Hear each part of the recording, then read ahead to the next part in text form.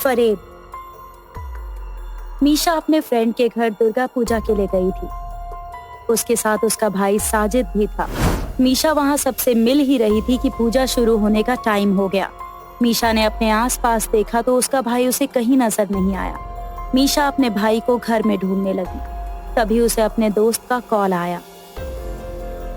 अरे मीशा, कहाँ हो तुम? पूजा शुरू होने वाली है। हाँ बस मैं आ रही हूँ, भैया को ढूंढ रही हूँ। अभी तो यही थे, पता नहीं कहाँ चले गए। बस उन्हें लेकर आती हूँ। मीशा साजिद को ढूंढ ही रही थी। उसे ऐसा लगा जैसे सोफे के पास कोई खड़ा है। उसने उसके पास जाकर देखा तो साजिद की लाश वहां पड़ी थी। उसके सीने से खून निकल रहा था। वो जोर से चिल्लाई। एक पूजा का घर जहां भगवान की आराधना हो रही थी, वहीं किसी ने ये पाप कर दिया। साजिद को किसी ने इतने लोगों के बीच बड़ी ही चालाकी से मारा था। क्या लगता है आपको, किसने मारा होगा साजिद को, या फिर ये एक आत्महत्या थी? जानने के लिए हमारे साथ बने रहें। साजिद भैया, साजिद भैया, उठिए ना। ये आपको क्या हो गया भैया? प्लीज उठिए ना। मीशा की आवाज सुनकर सभी ऊपर के कमरे में चले गए। एक आदमी ने पुलिस को कॉल किया। हेलो पुलिस स्टेशन, राजपाल नगर में वृंदावन हाउस में एक आदमी की मौत हो गई है। आप प्लीज जल्दी से यहाँ आ जाइए। आप सभी लोगों को वहाँ ठहरने के लिए कहिए। किसी को भी घर से बाहर आने मत दिए और लाश के पास कोई ना जाए। ध्यान रहे, हम जल्द से जल्द वहाँ पहुँच रहे हैं। कामिनी ने फोन रखा और इंस्पेक्टर राठौड़ को इन्फॉर्म किया। दोनों ही इंसिडेंट प्लेस पर पहुंच गए। इंस्पेक्टर राठौड़ ने देखा कि आसपास की सभी चीजें ठीक ठाक है, कोई तोड़फोड़ नहीं हुई है। कामिनी और राठौड़ ने पूजा में आए सभी लोगों से पूछताछ की। साजिद को आखिरी बार किसने देखा था और वो किससे बात कर रहा था? ऐसा तो कुछ कह नहीं सकते साहब। पूजा है घर में, इतने सारे मेहमान आए हुए हैं। अब किससे बात की, क्या की, ये हम कैसे बता सकते हैं? आपका साजिद से रिश्ता क्या है? साजिद मेरे भाई थे, पूजा के लिए मेरे साथ आए थे। मैं सबसे मिल रही थी, तभी साजिद भैया मुझे कहीं दिखाई नहीं दिए और मैं उनको ढूंढने के लिए निकली तो भैया मुझे इस हालत में मिले। आप रोइए मत, अपने आप को संभालिए। मेरा इस दुनिया में भैया के अलावा और कोई नहीं था। कामिनी मीशा को दिलासा दे रही थी। इंस्पेक्टर राठौड़ ने साजिद की डेड बॉडी को फॉरेंसिक लैब में भेज दिया पोस्टमार्टम के लिए। अगले दिन इंस्पेक्टर राठौड़ और कामिनी साजिद के ऑफिस में गए, जहां वो गार्ड की नौकरी करता था। ऑफिस के मैनेजर से मिलने के बाद मैनेजर स्टाफ के सामने इंस्पेक्टर राठौड़ को बताते हैं कि साजिद ने 1 हफ्ते पहले ही नौकरी छोड़ दी थी। वो कहीं और नौकरी कर रहा था।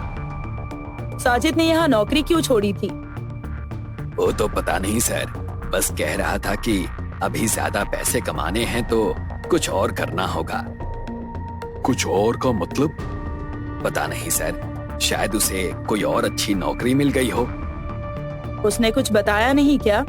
उससे कुछ पूछना यानी खुद के पैरों पर कुल्हाड़ी मारने के बराबर है सर। तुम कौन? मेरा नाम रंजीत है सर। मैंने और साजिद ने साथ में ही ये कंपनी ज्वाइन की थी सर। लेकिन 1 हफ्ते पहले जब मैंने उससे पूछा कि नौकरी क्यों छोड़ रहा है, तो उसने मुझसे बदतमीजी से बात की और बात बढ़ गई और हमारा झगड़ा हो गया।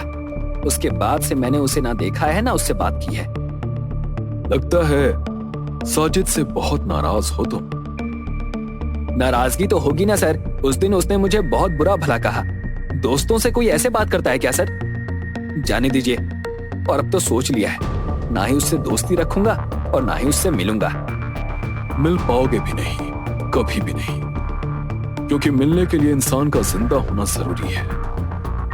ये सुनकर रंजीत के चेहरे की हवाइयां उड़ गई। उसे कुछ समझ में नहीं आया कि वो क्या करे।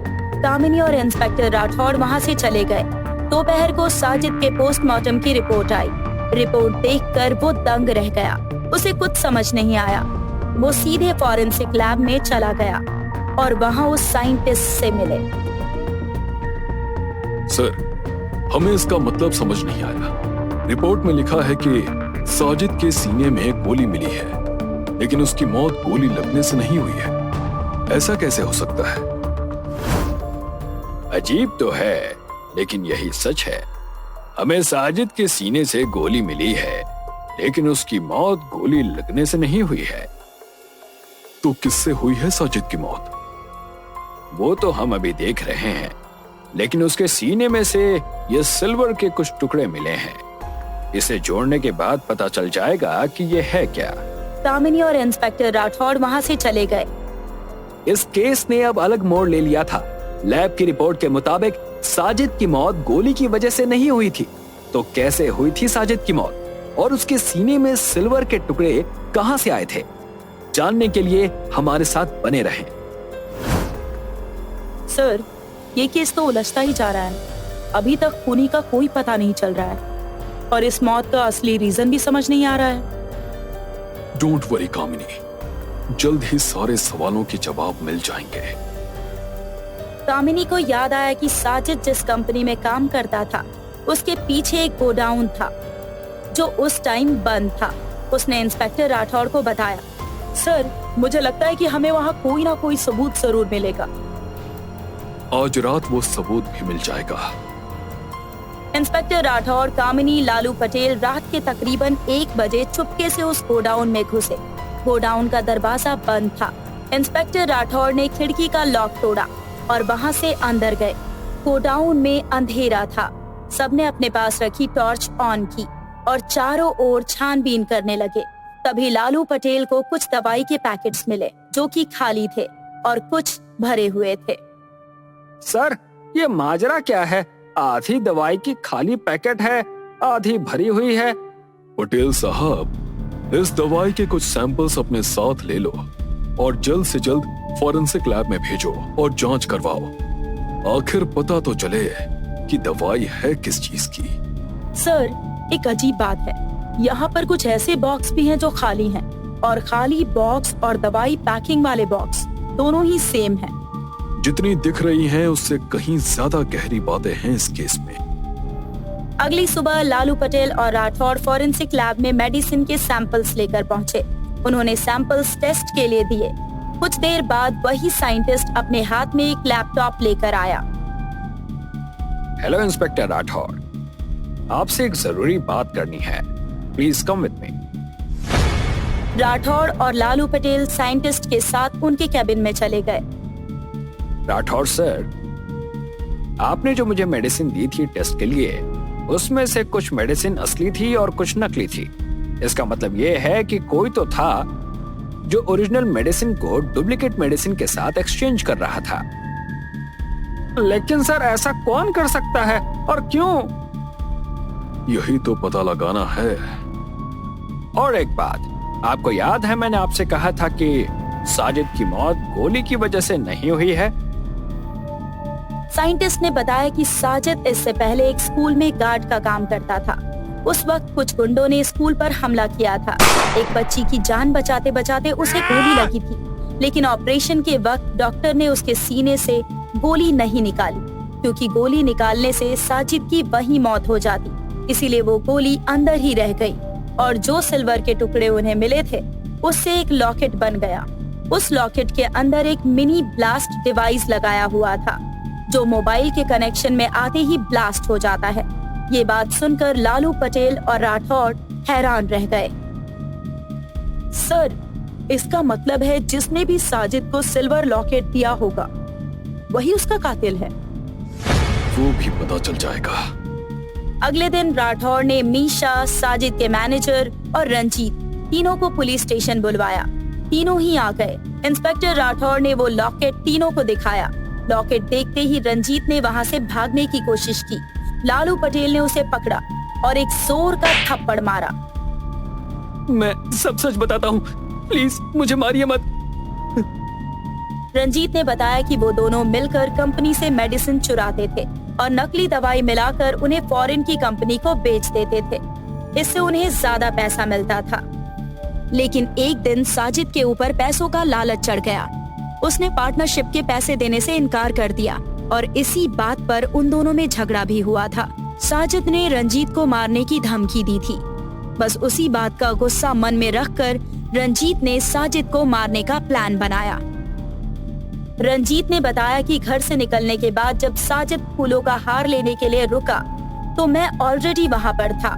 साजिद जैसे ही गाड़ी से निकलकर फूल वाले के पास आया, रंजीत साजिद के पास गया और उससे माफी मांगी और उसे खुश करने के लिए वो सिल्वर लॉकेट दिया जो उसने बनाया था। साजिद कब तक नाराज रहेगा? देख, मैं आज तेरे लिए एक गिफ्ट भी लेकर आया हूँ। साजिद ने खुश होकर लॉकेट ले लिया और अपने कुर्ते की जेब में रख लिया और कुछ वक्त बाद रंजीत ने ही साजिद को कॉल किया और जैसे ही साजिद ने कॉल उठाया, उसके ऊपर के जेब में रखा लॉकेट ब्लास्ट हो गया। देखा कामिनी, दोस्ती की एक और झूठी मिसाल। सर, लेकिन आपको पता कैसे चला कि उन्हीं यही है? कामिनी, मैंने तो बस अंधेरे में तीर मारा इन सबको यहाँ बुलाकर। रंजीत ने बस भागकर खुद साबित कर दिया कि वही कातिल है। वाह सर, आपका जवाब नहीं। अपना तो ऐसा ही है कामिनी। साजिद को मारने वाला कोई और नहीं बल्कि उसका दोस्त था। उसी ने अपने गुस्से को निकालने के लिए साजिद को मार डाला। सच कहते हैं लोग कि बुरे लोगों से ना दोस्ती अच्छी है और ना ही दुश्मनी। अपने कर्मों का फल हमें यही मिलता है। साजिद और रंजीत को भी अपने अपने कर्मों का फल मिल गया।